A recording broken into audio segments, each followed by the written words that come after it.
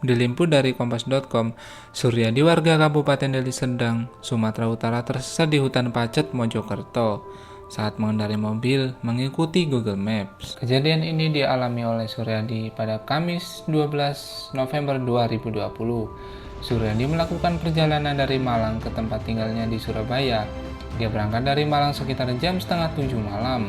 Karena Suryadi tak hafal dengan jalan, Suryadi berniat menggunakan aplikasi Google Maps yang didengar melalui headset. Ia pun masuk ke gerbang tol Malang-Surabaya pada Kamis malam sekitar jam 7 malam. Dengan menggunakan aplikasi Google Maps, Suryadi melaju dengan kecepatan normal melintas tol Malang-Surabaya. Dalam keadaan sadar, ia mengikuti suara pemandu jalan di aplikasi Google Maps yang menyuruhnya belok keluar ke pintu tol Purwodadi Pandaan. Setelah itu, ia sempat merasa ada yang mengetuk kaca mobil di sebelah kirinya. Ia pun terus melanjutkan perjalanan. Menurutnya, selama di perjalanan, ia merasa jalan yang ia lewati bagus, namun tidak bertemu orang sama sekali. Ya, saya ikuti. Itu setelah jalan kaca mobil sebelah kiri, ada yang mengetuk. Nah, di sini mulai saya merinding segala macam, ungkap Suryadi. Namun 1 jam kemudian ia merasa mobilnya berhenti dan tak mau jalan, walaupun sudah diinjak gasnya. Lalu Suryadi pun turun dari mobil dan menyadari jika berada di tengah hutan. Tak hanya itu, ternyata ia melewati jalan yang terjal dan penuh bebatuan. Saya sadar saat mobil sudah tidak bisa jalan.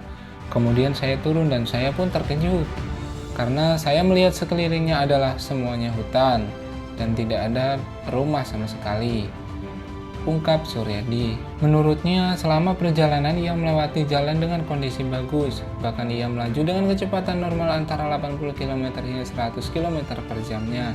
Sebelum saya turun dan gasnya berhenti, jalan bagus dan jalannya lurus, kanan kiri kabut. Saya dari Malang jam setengah 7 malam dan di lokasi sekitar jam setengah 9 malam, sedangkan di dalam mobil hanya sekitar 1 jam saja.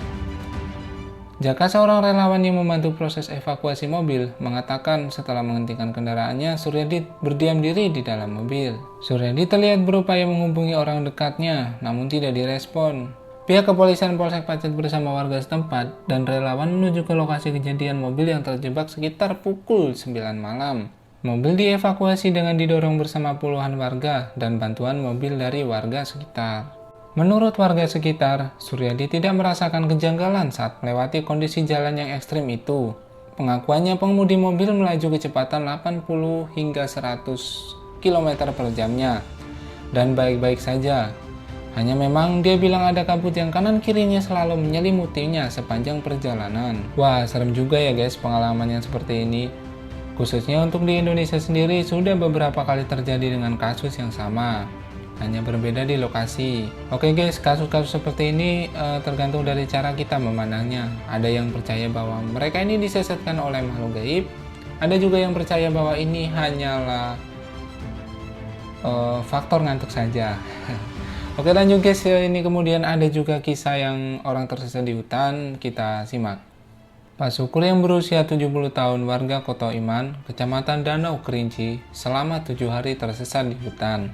Dia tersesat di hutan belantara Kerinci saat sedang berburu bersama beberapa temannya. Pak Sukur ditemukan dan dievakuasi bersama temannya, warga desa Tamiai, Kecamatan Batang Maringin, yang juga hilang saat ikut melakukan pencarian terhadap Pak Sukur. Pak Sukur dan temannya ditemukan warga saat keluar dari hutan. Sementara itu, temannya yang lain, warga Pendung Kota Padang, Kecamatan Tanah Kampung, Kota Sungai Penuh, masih belum ditemukan karena terpisah jalan dengan Pak Sukur. Lalu Pak Sukur bercerita nih guys, mengenai kisahnya bersama teman-temannya saat tersesat di hutan.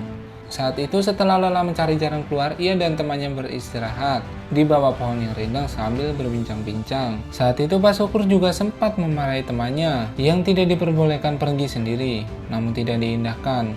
Sejak saat itu, temannya tidak pernah muncul lagi. Bersama ia pun lantas melanjutkan perjalanan untuk mencari jalan keluar dari hutan itu guys. Meski merasa sudah jauh berjalan, namun Pak Sukur dan temannya tidak kunjung menemukan jalan keluar. Bahkan Pak Sukur menyebutkan jika ia seperti hanya berputar-putar saja dan selalu kembali ke tempat semula itu guys. Saat beristirahat ia melihat-lihat ada asap yang mengepul. Ia pun lantas mengajak temannya untuk mencari sumber asap tersebut. Hanya saja saat itu temannya pun menolak, karena mungkin takut kali ya. Kemudian Pak Syukur kembali mendesak temannya untuk ikut. Kali ini dengan mengatakan jika temannya bisa mati di dalam hutan jika tidak bisa mengikuti dirinya. Namun temannya tetap menolak dengan mengatakan jika ia sudah tidak sanggup lagi untuk berjalan. Setelah beberapa hari tidak kunjung menemukan jalan keluar, ia lantas membakar kemenyan dan menyeru minta petunjuk. Tak lama kemudian, ia dan Syukur melihat bekas pijakan kaki harimau nih guys. Namun, di sini lagi-lagi temannya menolak untuk diajak mengikuti jejak harimau tersebut. Temannya tidak percaya jika jejak harimau tersebut adalah petunjuk untuk menemukan jalan keluar. Perkataan Pak Syukur tersebut sempat membuat temannya marah. Ditambah lagi, temannya sempat terlihat seperti orang depresi karena tidak kunjung menemukan jalan keluar. Bahkan, saking depresinya temannya itu sempat memohon kepada penghuni hutan supaya memakan dirinya loh guys. Sedangkan untuk bertahan hidup di dalam hutan, Pak Syukur dan temannya hanya meminum air yang diambil dari sungai dan dari batang-batang tumbuhan. Lalu setelah tersesat selama 7 hari di hutan, Pak Syukur dan temannya akhirnya ditemukan oleh warga nih guys. Oke, mungkin sekian dulu guys video cerita kali ini. Mungkin untuk kalian yang suka camping atau pendakian selalu berhati-hati ya, dan jangan lupa berdoa sebelum berangkat. Terima kasih sudah nonton video ini. Jangan lupa like, komen, dan subscribe dan share tentunya. Mohon maaf jika ada salah kata karena Mimin di sini masih dalam tahap belajar. Terima kasih guys dan salam jumpa. Sampai jumpa.